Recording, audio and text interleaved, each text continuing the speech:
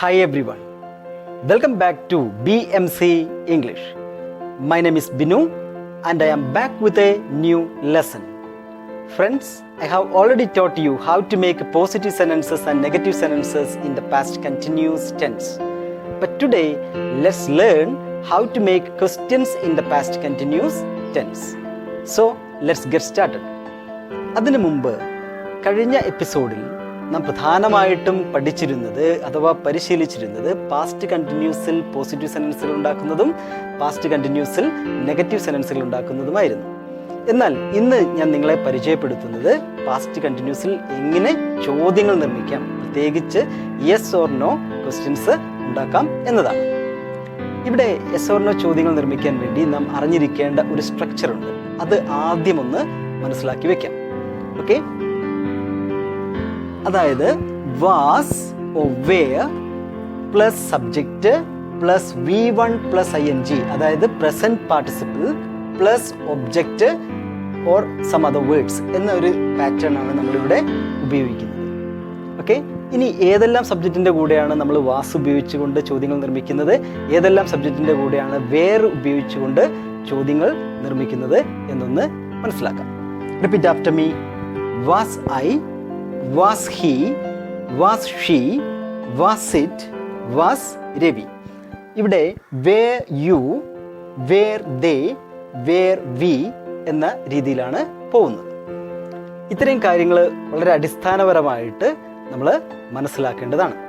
Okay, ഇനി നമുക്ക് ധാരാളം എക്സാമ്പിൾസ് പരിചയപ്പെട്ടേക്കാം. എങ്ങനെയാണ് ചോദ്യങ്ങൾ നിർമ്മിക്കുന്നതെന്ന് വളരെ ഈസി ആയിട്ട് ഞാൻ പറഞ്ഞു തരാം. ഓക്കെ, നോക്കാം ആ ഒരു പാറ്റേൺ നമുക്ക് എങ്ങനെയാണ് ചോദ്യങ്ങൾ നിർമ്മിക്കാൻ സഹായിക്കുന്നത്. Let me give you one statement first. നോക്കൂ, he was reading a novel. ഇതൊരു സ്റ്റേറ്റ്മെന്റ് ആണ് അല്ലേ? Questions can be formed from the statement. എങ്ങനെയാണ് ചോദ്യങ്ങൾ നിർമ്മിക്കുന്നത്? ഒരു സ്റ്റേറ്റ്മെന്റ് കിട്ടിക്കഴിഞ്ഞാൽ നമ്മൾ ആദ്യം മനസ്സിലാക്കേണ്ടത് ഇതിലെ ഓക്സിലറി ഫോം എന്താണ് എന്നാണ്. ഇവിടെ എന്താണ് ഓക്സിലറി ഫോം? വാസ് എന്നതാണ് അല്ലേ? അപ്പം നമ്മൾ വാസിനെ ആദ്യം കൊണ്ടുവരിക, അതായത് ഹെൽപ്പിംഗ് വേർബ് ആദ്യം ഉപയോഗിക്കുന്നു, അതിനുശേഷം സബ്ജക്റ്റ് ഉപയോഗിക്കുന്നു. ഇവിടെ എന്താണ് സബ്ജക്റ്റ് എന്ന് പറയുന്നത്? ഹി ആണ് അല്ലേ? അപ്പോൾ വാസ് ഹി, അതിനുശേഷം നമ്മൾ എന്ത് ആഡ് ചെയ്യണം? ING അല്ലേ? Was he reading a novel.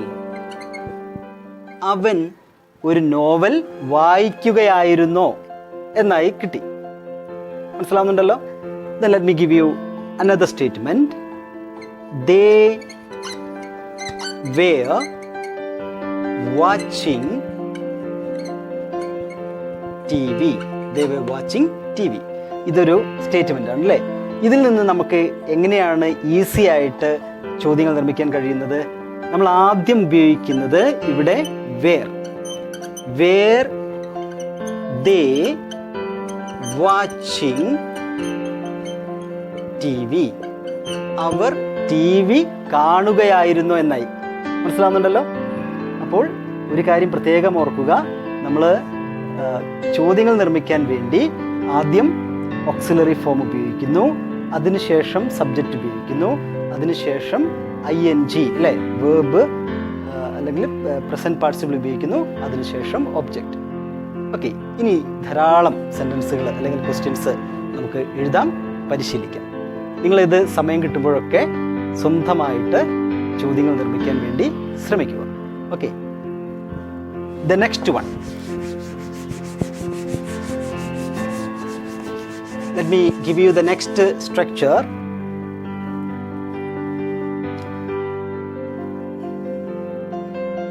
They were cooking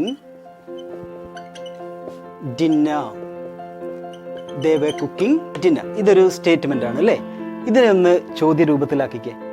എങ്ങനെ വരും? യെസ്, പറഞ്ഞേ. ആദ്യം നമ്മൾ എന്താ കൊണ്ടുവരേണ്ടത്? വേർ അല്ലേ? വേർ കൊണ്ടുവന്നു. അതിനുശേഷം എന്താണ്? സബ്ജക്റ്റ് അല്ലേ, വേർ ദേ, അതിനുശേഷം നമ്മൾ എന്ത് ഉപയോഗിക്കണം, ING അല്ലേ, were they cooking dinner, object.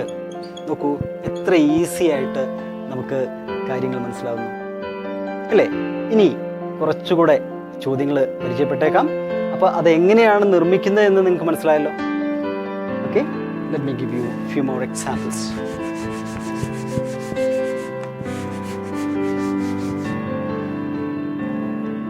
The next one, was he writing a novel? അവൻ ഒരു നോവൽ എഴുതുകയായിരുന്നു. Next one, was it eating grass? പുല്ല് തിന്നുകയായിരുന്നു. Okay, the next one, was Ravi അല്ലേ, സിംഗുലർ നൗണൊക്കെ വന്നു കഴിഞ്ഞാൽ വാസ് ഉപയോഗിക്കാം. was Ravi driving a car? Ravi ഒരു കാറ് ഡ്രൈവ് ചെയ്യുകയായിരുന്നു. Then next one, was he doing homework? അവൻ ഹോംവർക്ക് ചെയ്യുകയായിരുന്നു. Okay, next one, were they